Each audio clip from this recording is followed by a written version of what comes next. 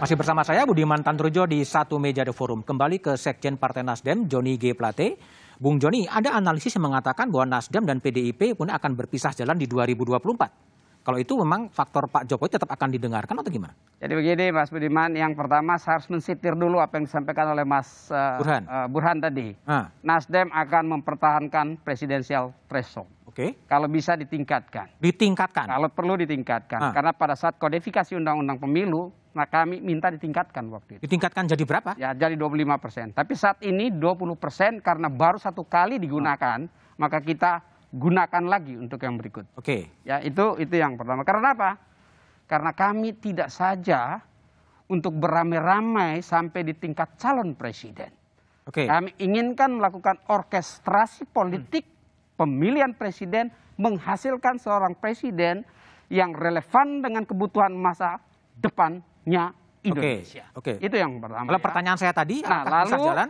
Dalam kaitan dengan itu, Nasdem dan PDIP, sebagaimana awal tadi saya sampaikan, mempunyai dua sukses story Pilpres. Ya, mempunyai dua sukses itu dulu story. Ya? Tahun 2014, Eni Vidi Vici. Nasdem datang, hadir, memenangkannya. Dan melanjutkannya di tahun 2019. Nah, sekarang ya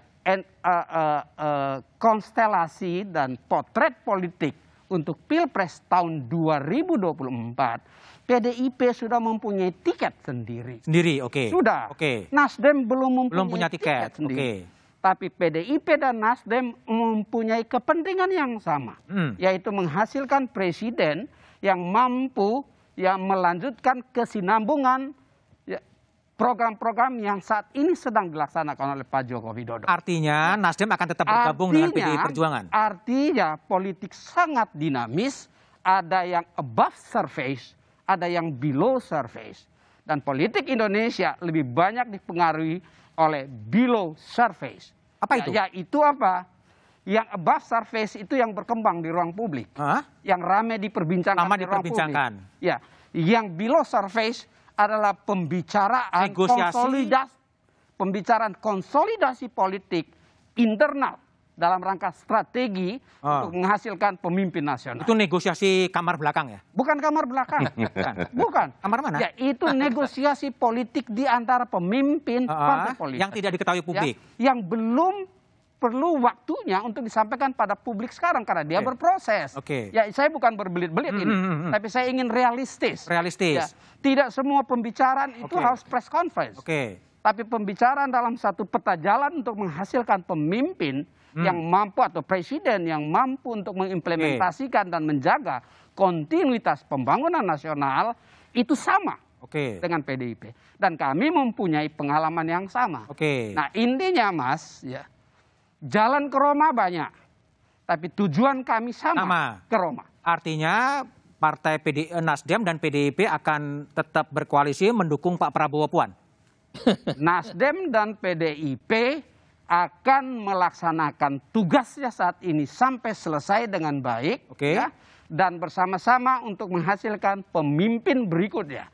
Nah, pemimpin berikutnya tentu melalui kontestasi politik. Kontestasi politik macam-macam saat ini pada saat pemilu 2019 Gerindra itu diametral posisinya dengan Nasdem dan PDIP. Sekarang pada saat melaksanakan pemerintahan Gerindra berada di dalam pemerintahan kita. Itulah demokrasi di Indonesia. Jadi kita jangan menarik garis lurus yang sifatnya diametral dan memecah atau membelah. Tidak. Politik di Indonesia sangat dinamis karena acuannya adalah kegotong royongan dan kepentingan. Kegotong royongan politik untuk melaksanakan tugas-tugas pembangunan nasional. Bung Ferry, ini kalau Bung Joni Plate kan mengatakan dramaturgi, ada panggung belakang, ada panggung depan. Saya rasa gini, panggung belakangnya gimana sih? Saya rasa kan partai politik itu juga harus merepresentasikan juga keinginan rakyat. Dan demokrasi itu kan memang wujud dari kedaulatan rakyat sebenarnya. Bukan wujud dari kedaulatan partai, itu yang harus kita ingat. Yang kedua, saya ingin menambahkan sebenarnya apa-apa saja tadi yang menjadi faktor yang disampaikan oleh Mas Burhanuddin Muhtadi mengenai 1, 2, 3 yang kaitannya dengan peran Presiden menjadi kingmaker atau tidak di dalam pemilihan presiden 2024. Saya menarik apa yang disampaikan oleh Menteri Pak Bahlil sebagai Menteri Investasi yang juga menyampaikan ide tentang perpanjangan masa jabatan presiden. Perpanjangan masa jabatan presiden dan juga dengan alasan bahwa itu ada historisnya dan soal kesinambungan juga. Jadi kesinambungan dalam pengertian kita bisa 2024 diganti orangnya, ada pemilihan presiden tetapi orang yang dapat melanjutkan kontinuitas program dan kebijakan dari pemerintahan saat ini, tapi bisa juga kontinuitas itu dibaca oleh pembantu presiden sebagai memperpanjang masa jabatan presiden. Saya membaca hasil survei dari Mas Burhan tentang soal 3 periode atau memperpanjang itu juga menjadi hal yang disoroti juga oleh masyarakat. Jadi di luar partai politik menurut saya rakyat juga melihat ini. Perlu didengar. Itu. Oke, tapi menurut Anda panggung belakangnya memang ke situ atau gimana? Ya panggung belakang ya saya nggak tahu, tapi tiba-tiba ada Pak Bahlil kan sebagai menteri dan saya rasa ini juga representasi dari presiden juga kan, menyatakan sebuah ide tentang representasi dari presiden. Ya iya dong, pembantu presiden mengeluarkan pernyataan dan itu menjadi sesuatu yang menjadi faktor juga yang harus dipertimbangkan manakala itu menjadi pembicaraan di panggung belakang tadi gitu. Nah ini saya perlu sampaikan ya. Saya kalau tidak salah kutip ya, jangan sampai kita mencampur adukan dengan presiden. Apa yang disampaikan oleh Pak Bahlil. Pak Bahlil menyampaikan dunia usaha mengharapkannya. Dia tidak menyampaikan presiden inginkan. Jangan membuat masyarakat bingung. Saya tidak menyatakan Pak Bahlil ngomong. Tetapi yang perlu saya sampaikan Mas Budiman adalah apa? Sekali lagi, yang ditugaskan oleh konstitusi ya untuk mencari dan mengajukan calon presiden adalah partai politik, Mas. Ya, jangan keluar dari konstitusi. Dan konstitusi saat ini setelah amandemen undang-undang tidak memungkinkannya. Sebelum amandemen undang-undang ya itu dimungkinkan. Tapi setelah amandemen tidak dimungkinkan. Dan hanya bisa mungkin apabila terlebih dahulu undang-undang dasarnya diamandemen terlebih dahulu. Ada rencana ya? Hanya secara teoritis hanya dimungkinkan.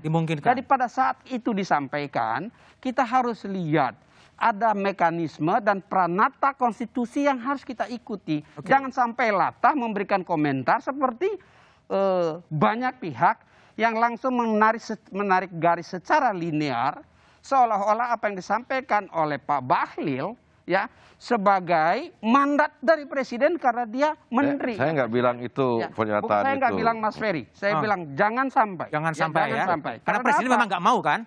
Bukan presiden tidak pernah mengatakan itu. Tidak pernah mengatakan dan tidak mau kan? Tidak juga mengatakan itu yang dikatakan oleh Pak Bahlil. Dunia usaha. Dunia usaha mengharapkannya. Nah interpretasinya adalah apa?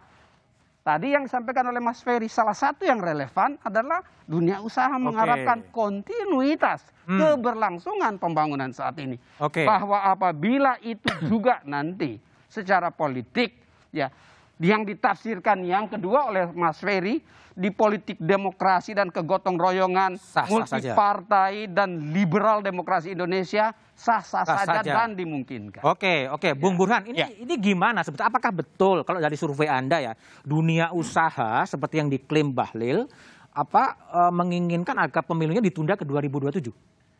Saya tidak punya data survei dunia usaha menginginkan seperti yang diklaim Pak Bahlil. Nggak punya? Nggak punya. Yang saya punya adalah ada data survei publik yang kita tanya secara rutin. Mengapa kita tanya dua hal yang sangat krusial ini? Satu terkait dengan perpanjangan 3 periode. Yang kedua terkait dengan penundaan pemilu sampai 2027. Karena sudah muncul perbincangan di tingkat elit. Sempat disampaikan oleh ketua umum partai, sempat disampaikan oleh ketua MPR. Elit-elit partai juga mengklaim, membicarakan di bawah atau di kamar belakang. Esensi demokrasi, opini elit harus dicek oleh suara publik.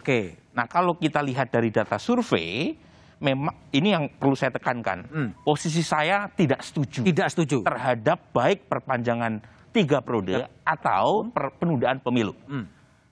Tapi sebagai profesional pollster, saya memang mencatat ada kenaikan dukungan terhadap ide 3 periode. Tetapi dalam soal penundaan pemilu ke 2027 terjadi penurunan. Jadi salah satu penjelasannya adalah karena kalau ide tentang penundaan pemilu itu mindset publik itu pemilu itu 5 tahun sekali. Nggak ada kaitannya dengan apakah ada pandemi atau tidak seperti yang diklaim oleh para elit.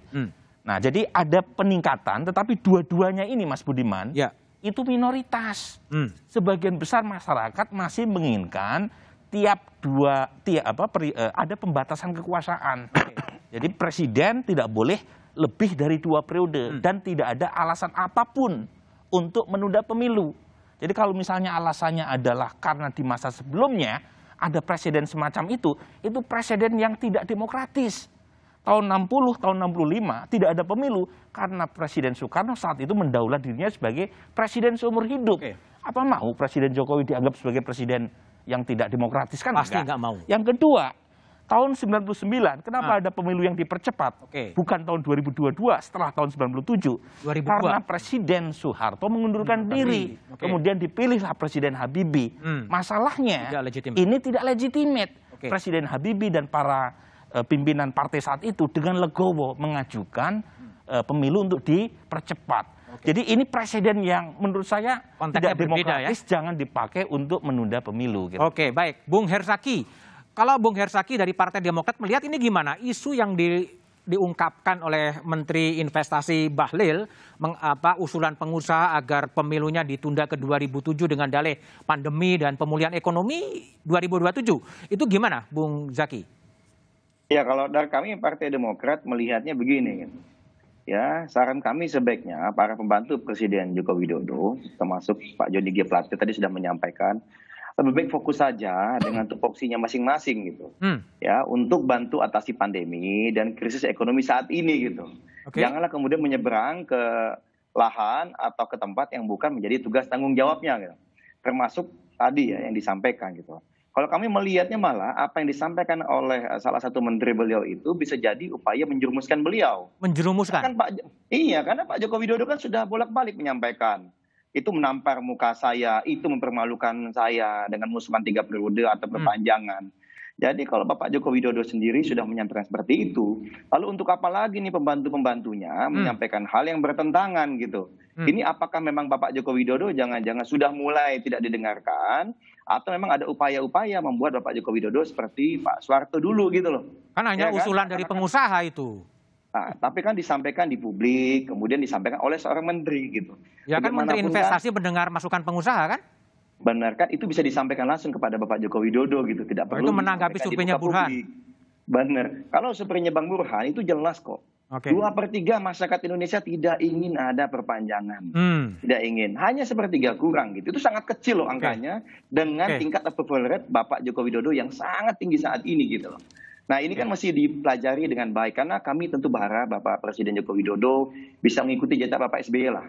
Bisa soft landing. Soft landing, oke, Bung Zaki, ya mengikuti jejak Pak SBY. Oke, Bung Burhan, ya, gini, ini kan kalaulah pemilu itu memang dilaksanakan 2024, karena sampai sekarang tanggalnya kan belum ada ya, belum ada. Itu peta koalisinya seperti apa sih? Kira-kira akan ada berapa pasang dengan mempertimbangkan juga variabel baru adalah Mahkamah Konstitusi. Tapi analisanya setelah jeda berikut ini.